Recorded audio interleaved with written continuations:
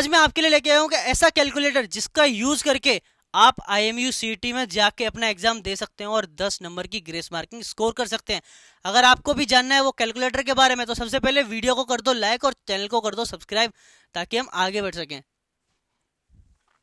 जी हाँ, मैं इसी कैलकुलेटर की बात कर रहा हूँ। ये जो कैलकुलेटर है इसका नाम है Casio FX991MS second generation non programmable scientific calculator. जी हाँ, यही कैलकुलेटर वो कैलकुलेटर है जिसका यूज करके हम लोग IMU CET में 10 नंबर स्कोर करने वाले हैं।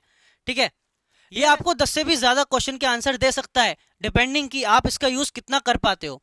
अब सबसे पहले आते हैं कि क्या ये कैलकुलेटर अलाउड है IMU CET में।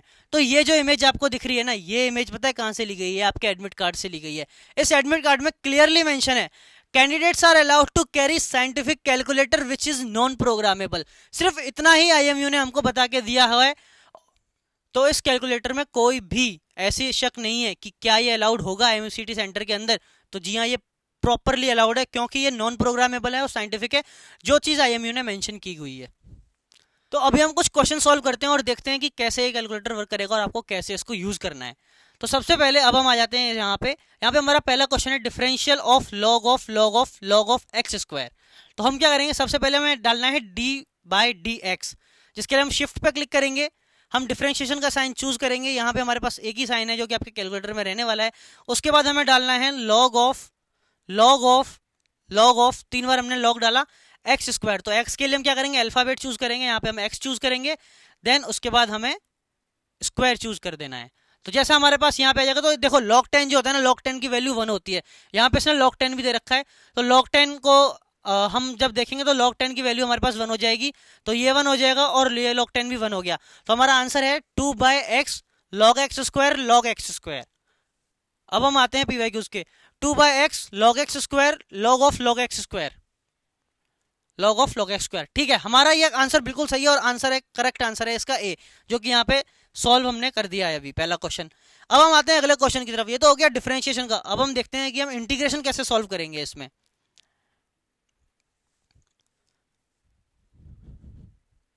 अब इंटीग्रेशन सॉल्व करने के लिए हमको सबसे पहले डालना पड़ेगा इंटीग्रेशन। अब यहाँ पे आप देख सकते हो, अब क्योंकि ये मेरे पास ऑनलाइन फॉर्म में है, इसमें मेरे पास लिमिट्स वाले हैं, लेकिन जो आपके पास कैलकुलेटर रहने वाला है उसमें लिमिट्स नहीं रहेंगी और हम लिमिट्स का हम यूज भी नहीं करने वाले। तो सबसे पहले हमने यहाँ पे नॉर्मल इंटीग्रेशन का साइन डाला। अब उसके बाद हमें क्या डालना है, x/4 प्लस x⁴। सबसे पहले हम क्या करेंगे, a/b का फॉर्मूला डालेंगे, जो कि इस वाले बटन से आपको यहाँ पे हो जाएगा। अब सबसे पहले ऊपर में क्या दे रखा है, x/dx, तो हमको ऊपर में डालना पड़ेगा x डालने के लिए हम जाएंगे अल्फाबेट पे। अल्फाबेट पे जाने के बाद हम x पे क्लिक करेंगे, फिर हम आ जाएंगे नीचे और नीचे डिनोमिनेटर में हमको डालना है 4 प्लस x⁴। तो हम डालेंगे यहाँ पे 4 plus alphabet x and x⁴। जैसे हमने डाला हमारा आंसर आ गया tan inverse x square by 2 upon में 4। तो अब हम जाएंगे, देखेंगे यहाँ पे ये रहा option number C, 1/4 tan inverse x square by 2 plus C. ये हमारा इंटीग्रेशन का भी क्वेश्चन सॉल्व हो गया।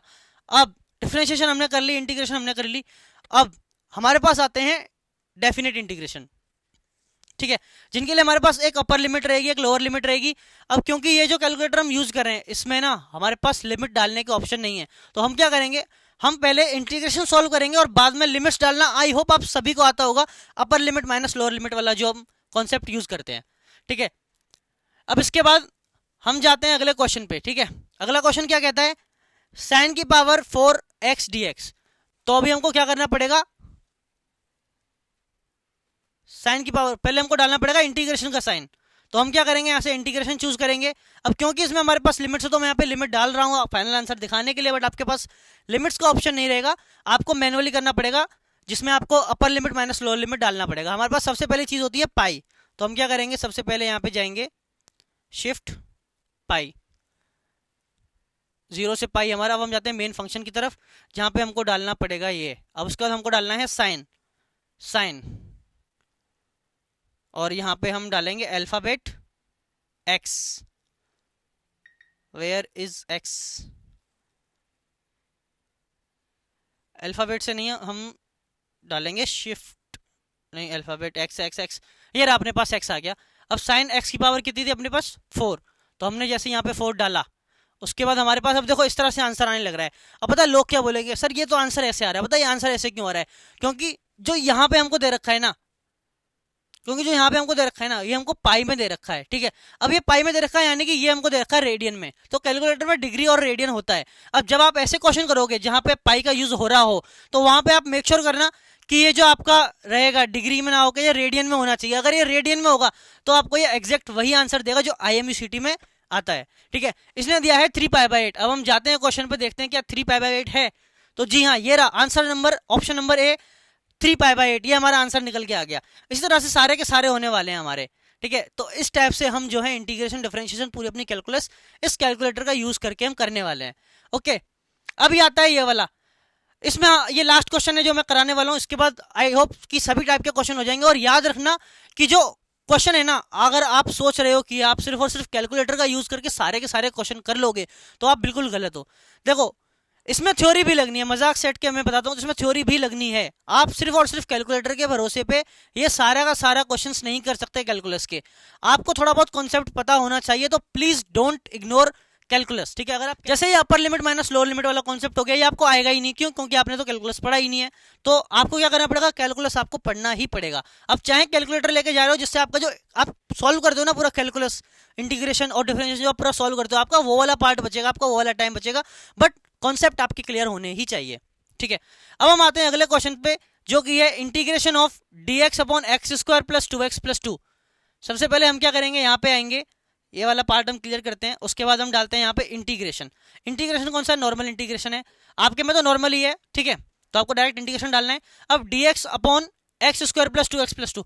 अब dx यानी ऊपर कुछ नहीं है, तो ऊपर हम डालेंगे 1, लेकिन हम अभी 1 नहीं डालेंगे, हम क्या करेंगे, a/b का हम लगाएंगे यहाँ पे फॉर्मूला।